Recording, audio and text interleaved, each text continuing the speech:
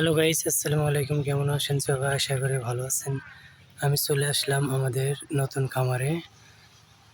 খামারটা তৈরি করেছি, নিচে একদম ফাঁকা, নিচে কিছু ব্যবহার করা হবে না। উপরতলায় মুরগি পালন করা হবে।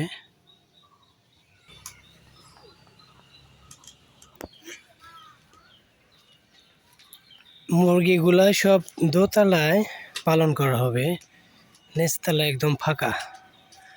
আর আমাদের উপরে জিও ব্যাগ দেওয়া হয়েছে, পলিথিন দেওয়া হয়েছে আর নেট কাপড় দেওয়া হয়েছে। কোনো টিনের কোনো সিস্টেম নেই। টিন দিলে অনেক গরম হয়ে যায়, এই কারণে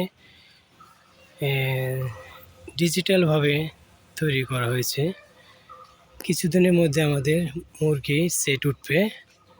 সবাই দোয়া করবেন ভালো করে যেন মুরগি পালন করতে পারে।